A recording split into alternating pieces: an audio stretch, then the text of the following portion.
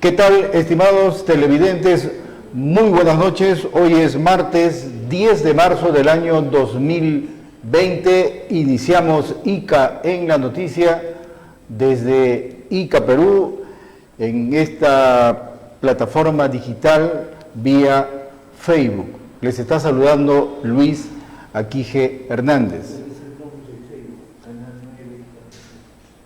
Si ustedes quieren comunicarse con nosotros, pueden escribir en Facebook a nuestro correo canal 9 ICA Noticias. Ponen su comentario, ponen su pregunta y aparecerá en la página, nosotros le vamos a dar lectura.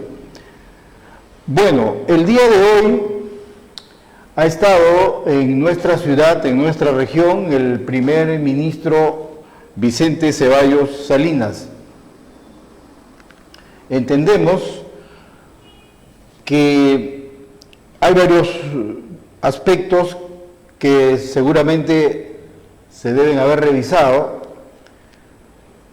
pero lo que acapara en estos momentos la atención, no solo en ICA, en el Perú, sino en el mundo, es el tema del coronavirus.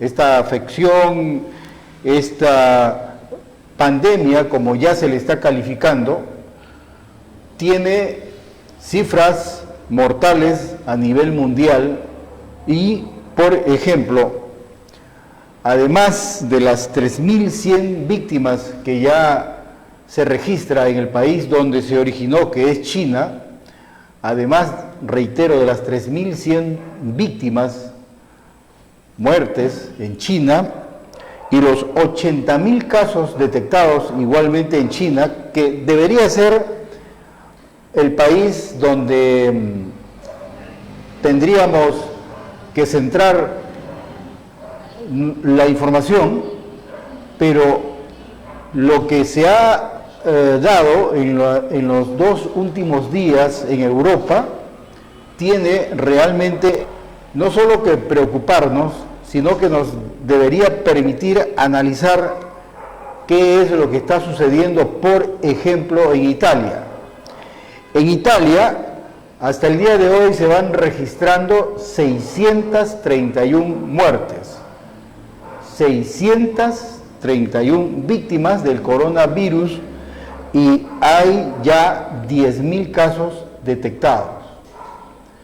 Las víctimas fundamentalmente pertenecen a una región llamada Lombardía, en Italia, y las medidas que el gobierno italiano está tomando son severísimas. Prácticamente podríamos estar hablando, en el caso de Italia, de una real paralización de todas las actividades. Nadie puede salir, nadie puede entrar. Aeropuertos, por supuesto, cerrados.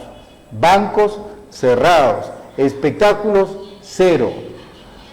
Sepelios no se pueden hacer. En fin, medidas muy severas las que está tomando Italia y la que también empezamos a conocer en España y a nivel de toda la Unión Europea.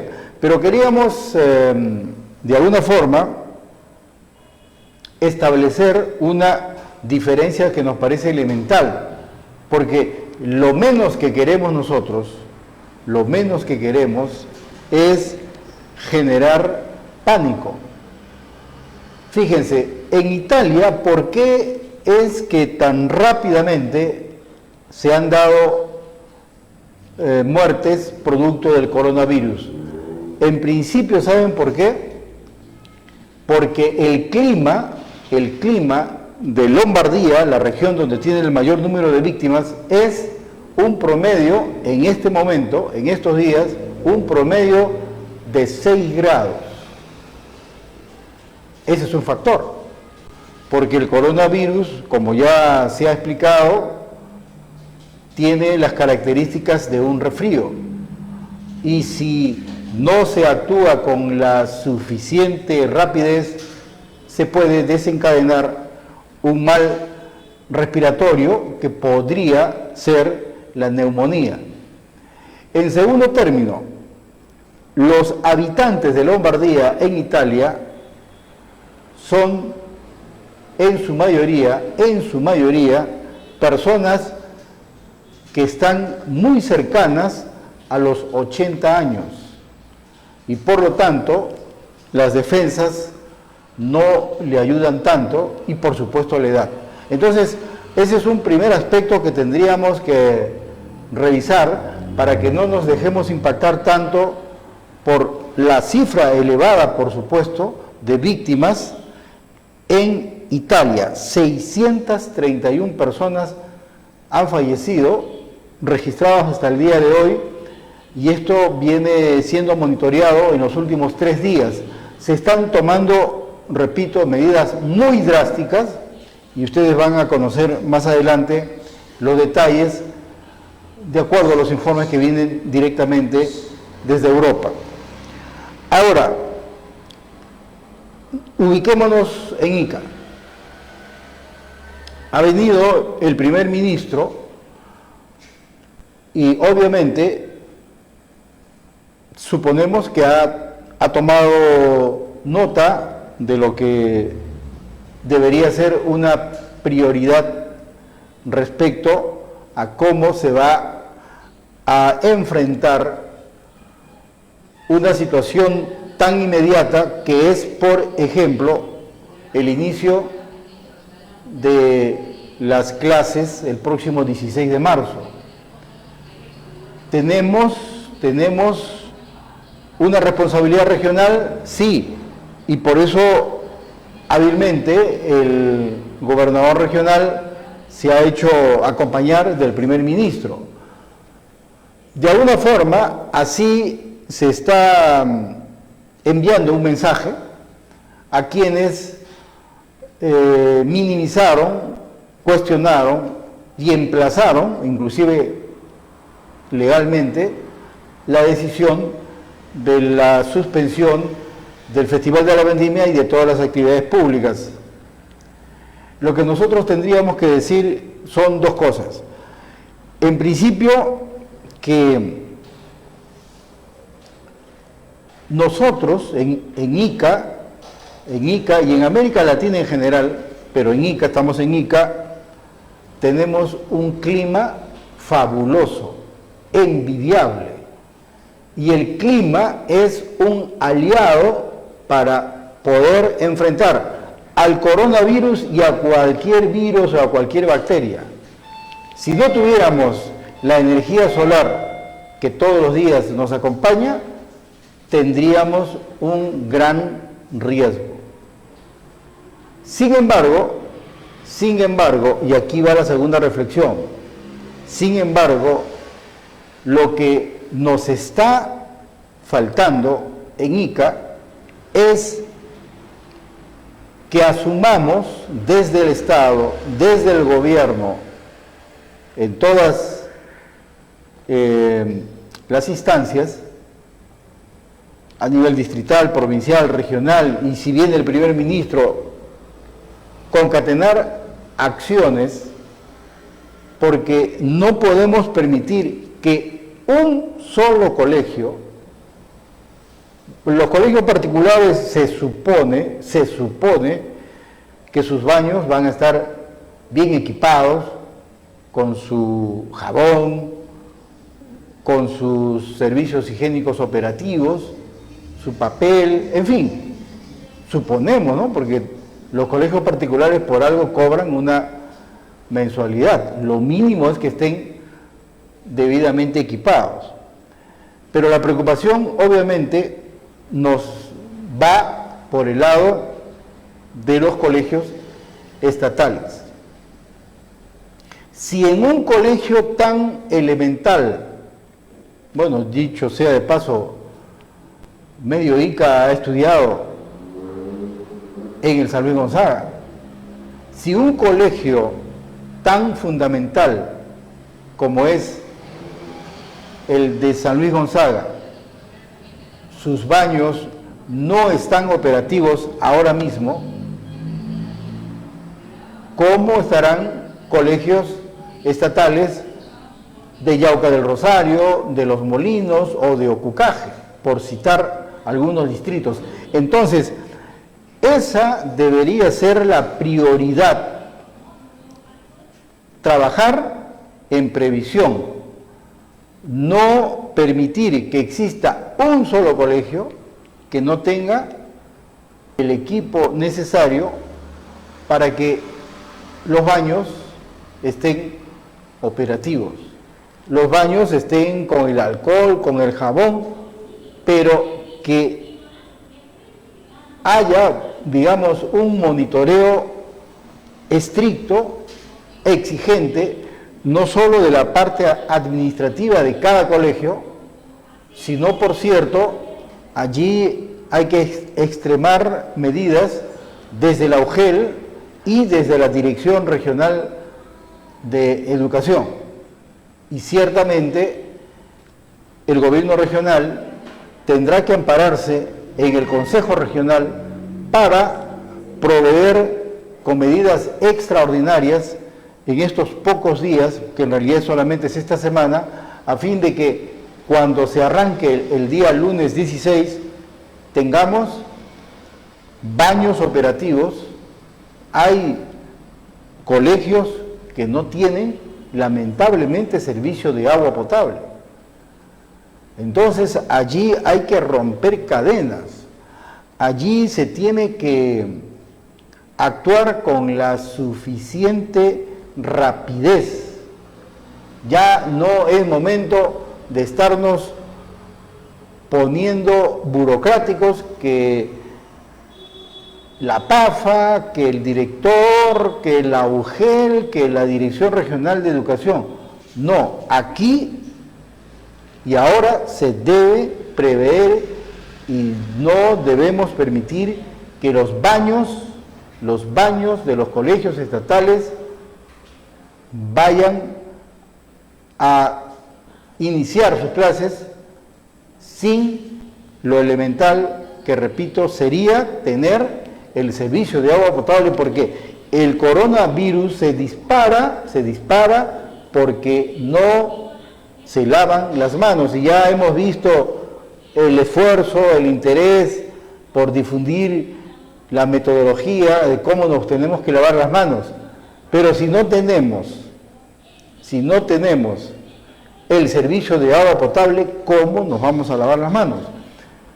Diremos entonces que la alternativa podría ser el alcohol, pero en todo caso eso igualmente debe garantizarse, pero creemos que no debería ser sino una alternativa, porque lo principal es que tengamos el servicio de agua potable.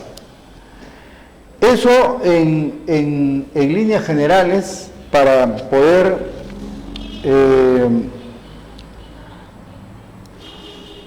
hacer, digamos, desear, aspirar a que la gestión estatal en Ica, con la presencia del señor primer ministro, haya sido suficientemente motivadora como para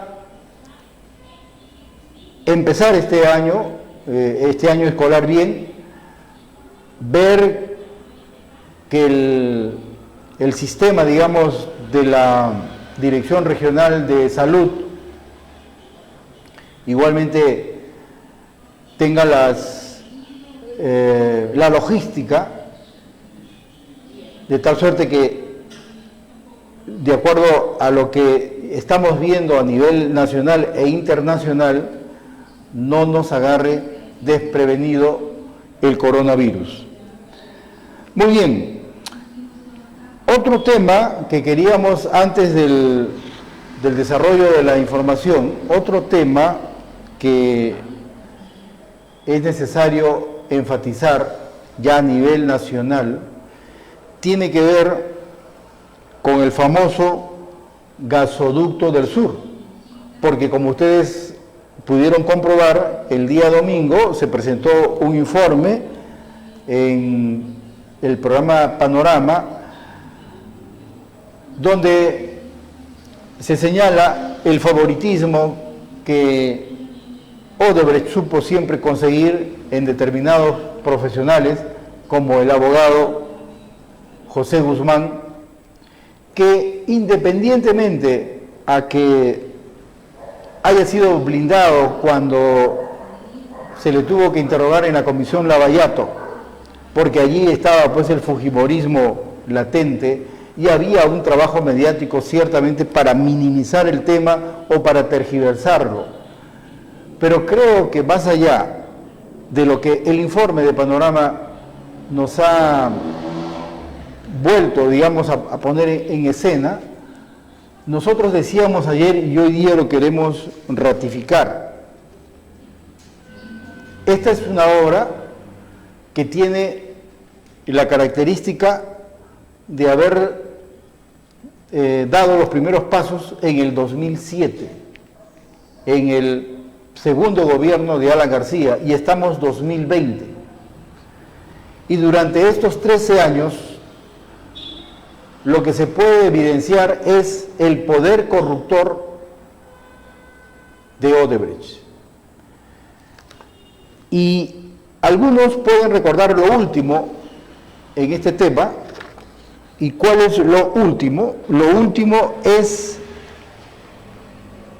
la forma como salió quien era procurador general, que es el señor Jorge Ramírez, procurador ad hoc en el caso Odebrecht. Y habría que hacer votos para que la fiscal Giovanna Mori pudiera acceder, como lo hace por ejemplo José Domingo Pérez y el señor Vela, para una explicación, porque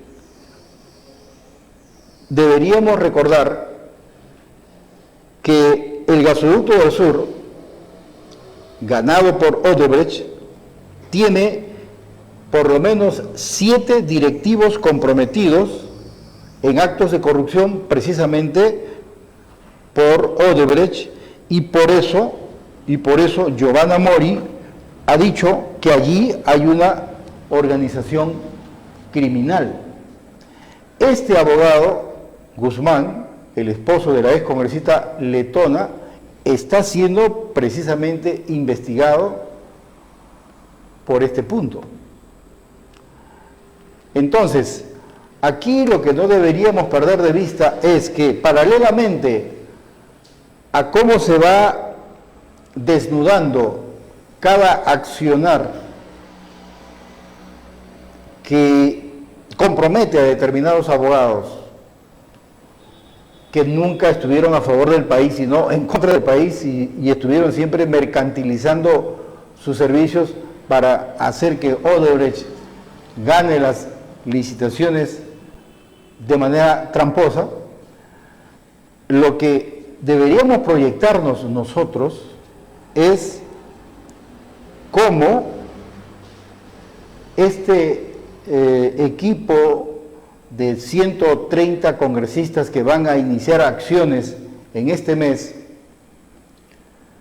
pueden apuntalar para que este tema del gasoducto del sur sea lo suficientemente apuntalado como para que la opinión pública nacional se dé cuenta que paralelamente a lo que puede ser el aporte del Ministerio Público desde este grupo de fiscales que está reivindicando a su institución,